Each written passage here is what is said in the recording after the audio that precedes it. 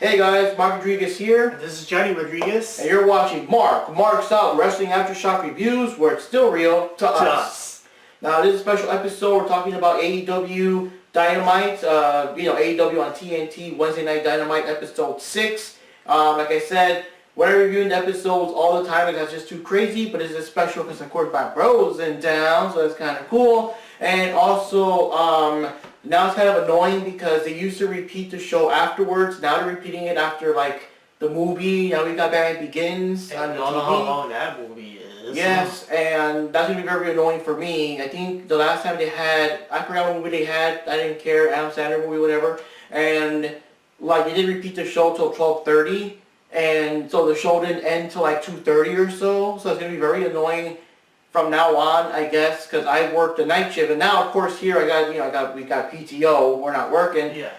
But it's gonna be very annoying in the future because I'm gonna always miss the episodes. I'm gonna be stuck watching it till like midnight. That's stupid. So I don't know. So that's a big complaint. So anyways, guys, we're gonna just talk about the episode real quick. Our thoughts on the matches. Of course, this is like the big one. This is like the final episode before AEW Full Gear this upcoming Saturday, and we'll see what's going on. And we'll be hanging out with Chuck Rodriguez as well. We'll see what happens if we can do that. So if you can read the list there real quick, the first one of what this episode's about. Okay, so the first one is Pac versus Trent. Yes, now this is weird because Trent is a member of the Best Friends, so it's like his very first match, like, by himself, without, like the other guy was there, and so was Orange Cassidy, but they were not part of the match.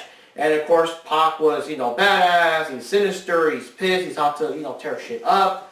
They had some funny moments where he had a little face-off with Orange Cassidy, and Cassidy did the fake kicks, like, yes, Oh, that little kick. Yeah, that was kind of like, what? Yeah, that's the thing. That's the Orange Cassidy thing. And to be honest, if you're perfectly honest, we are lucky that Pac was able to still wrestle after those dangerous, super devastating kicks that almost broke his legs, man, and everything. So, what do you think of that match? Yeah, kind of good, right? I guess.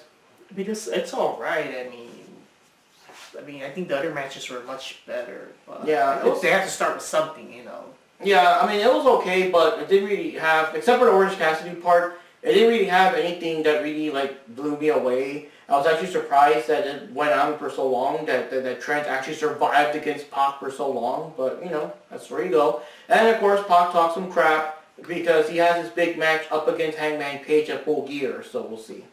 So, the next one here...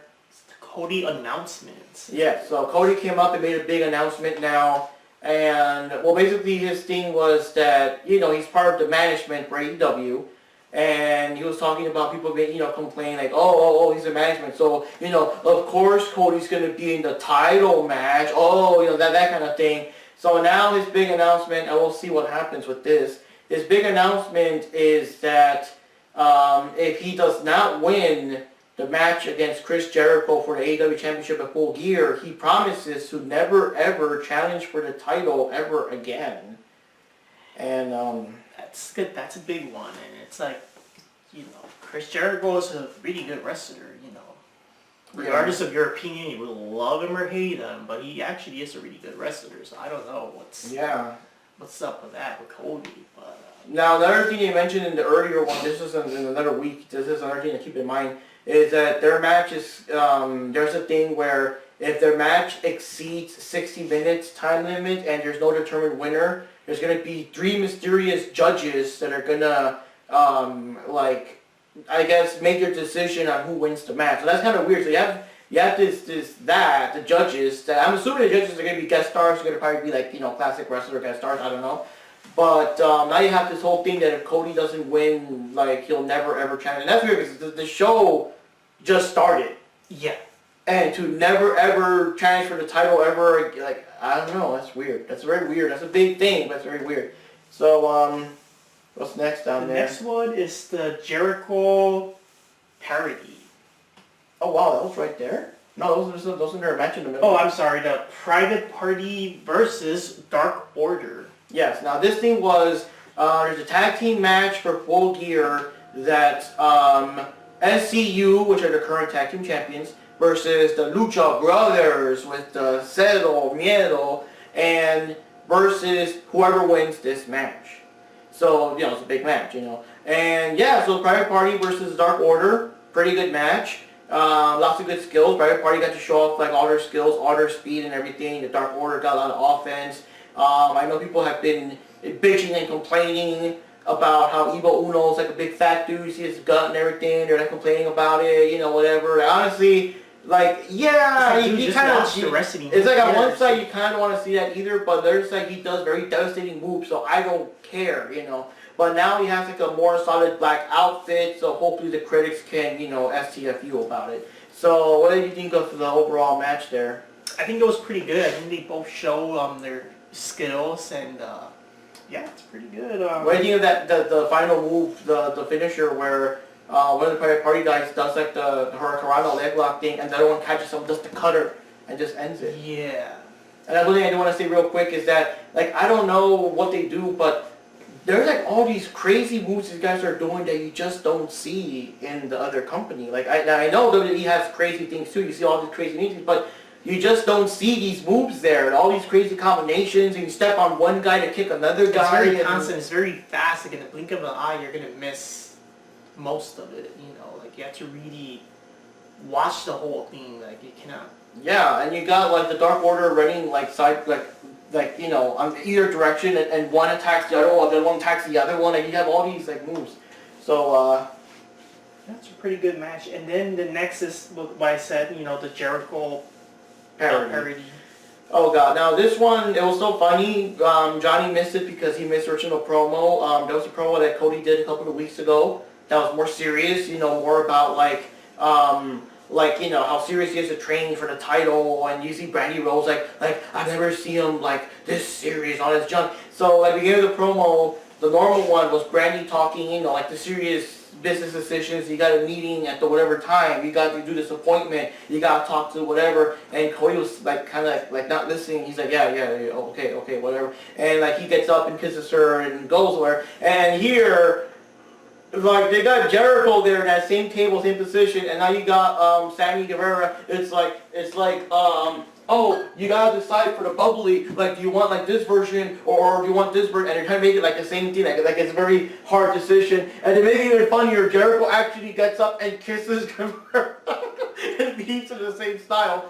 And then like they copy the same angles of Jericho training in the gym and being in the snow like how Cody was.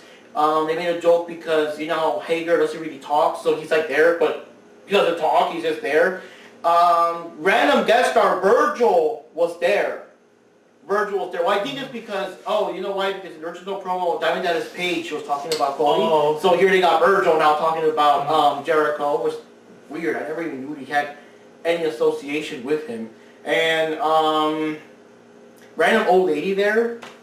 That's gonna kick the shit out of Cody. Whatever. It's supposed to be a church lady, but she's cussing like a satyr. Yeah.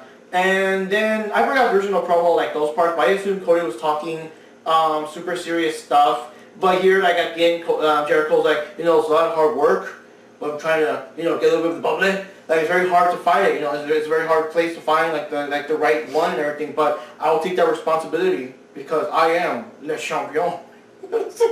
Oh my god! So that was the funniest thing ever, and of course, there's a whole thing. There's of course Jericho versus Cody at Full Gear. Okay, I don't know how you pronounce this. Is it Imai? Oh, Emmy. Emmy Sakura and Jamie Hayter versus Raiho and Shana? Yeah, Riho. Oh, Riho. Okay. Yes. So it was a tag team women's match. Of course, Riho is the champion. So yeah, it was pretty good. A couple of weeks ago we saw the show that we saw live in Pittsburgh. It was Britt Baker going against Jamie Hayter. So that was her first chance seeing Jamie Hayter. And the thing is, since Britt Baker was born in Pittsburgh, obviously it was like the whole hometown, and it's more like she's gonna win. But people were very impressed by Hayter. So now in this match, we got to see more of her moves. And then of course Shayna was there last week, so now Shayna came back to do even more stuff. So now was a good chance to see them come back. And Emmy Sakura was last week also, and of course Rio's the champ. We haven't really seen her for a week or so. So this was like a good chance to see all four of them in action. And I mean, Riho was kind of like, oh my god, they're beating the shit out of Riho a lot in the beginning of the match, and they kept throwing her out, and everyone was beating the shit out of her.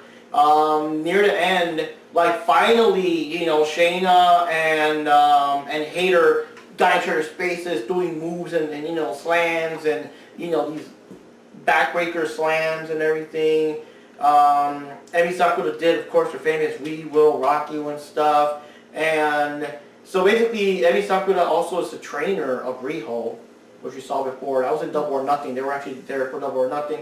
And the surprising thing is that near the end, they were doing all these weird reversals and submissions and trying to do a pin and trying to get out of it. Because Riho is so small. That's the thing about Riho. Like that's one of her best skills is that she is incredibly small. And when people try to grab her, she does know how to flip out of it. And she didn't do it in this one versus other matches that you're trying to pin her. She slides out of the pin and gets out. So I know she's very tricky. So here there were 2 or 3 times that Emi was trying to do like her finisher, but Riho kept reversing it and doing like a pin or whatever. But the big surprise was that Emi actually got her in the end. Like she reversed the reversal and she won.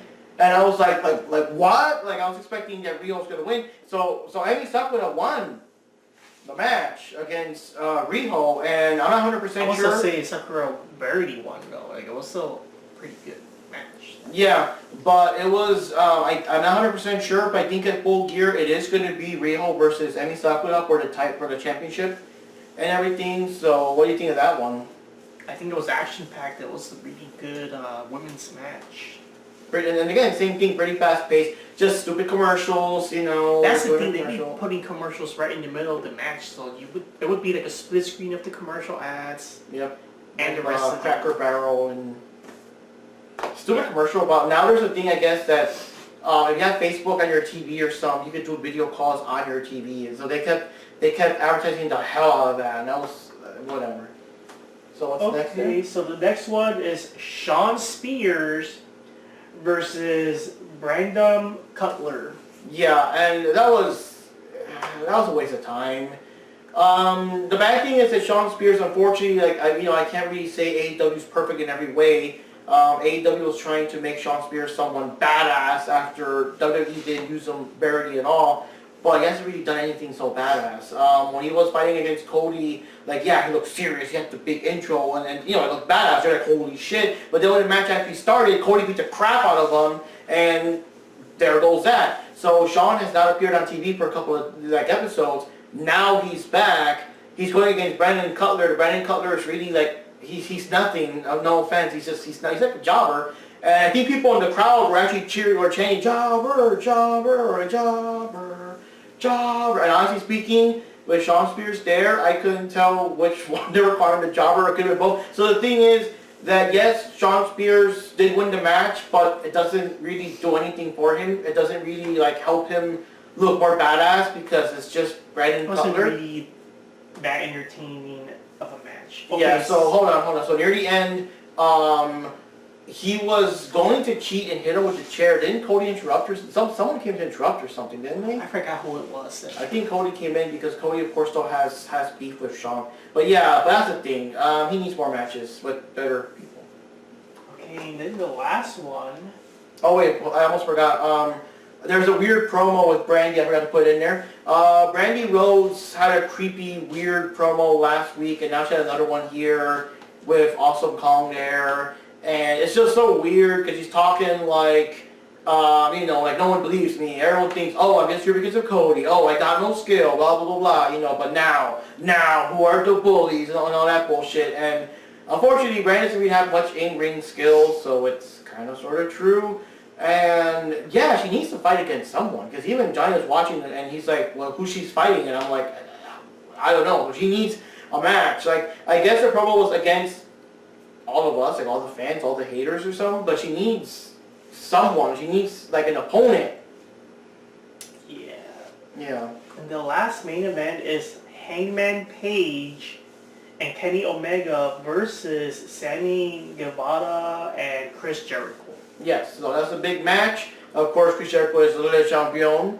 And yeah, it's a big tag team match. And pretty good match there. Sammy did a lot in the beginning. I was thinking is Jericho gonna do something, But I guess after the commercial break, now Jericho started, fighting and attacking and whatever. And trying to remember how it ended before the shit went down, because that shit went down. And I also know that Hager was there supporting Jericho, so Hager cheated. So basically what happened is, oh god, yeah, I remember, because Pac still has beef with Hangman Page. So Pac came in there while Kenny Omega was still beat up outside or whatever. He kicked Hangman Page in the balls, and while he's, hurt and stuff, he got in the ring just in time, of course, for the Jericho elbow, the Judas effect, and that knocked him out, and bam, 1, 2, 3, the end. But then, of course, the cheating continues, because now it's Jericho, Guevara, and Hager beating the crap out of Hangman Page, even though the match is over. But then, all of a sudden, MJF comes in to help out, and they keep fighting. And then Moxley comes in, because Moxley still wants to fight against Omega, so they're fighting, like, the other people are fighting out of the ring. And even Johnny, I think you mentioned, like, Warehouse Guevara, because we lost sight of him. Yeah. But, like, they're fighting out of the ring while Kenny Omega and Moxley are in each other's faces. Pac was still there getting in Hangman Page's face. And then the LAX people that now in AEW they're called Proud and Powerful. Kind of weird. They're there attacking everyone else. And then all of a sudden the Young Bucks come in to help attack everyone else. And it was a crazy shit show. So basically speaking, it wasn't really like the elite versus the inner circle. It was just everyone against whoever they have their personal beef with, to remind you of the, Full Gear. So yes, you're going to be seeing Young Bucks versus Pride and Powerful, Jericho versus Cody, Kenny Omega versus Moxley, Pac versus Hangman Page. I think that's all of them. But yeah, you're going to be seeing all those guys. They're just beating the crap out of each other. There was a moment where I guess they kind of separated, but nope, they got it. Oh, Cody was there too. Cody was also fighting. It was yeah, he was fighting a lot. It was insane. All control was lost. When the match was over, they were still beating the shit out of each other, and it was just crazy.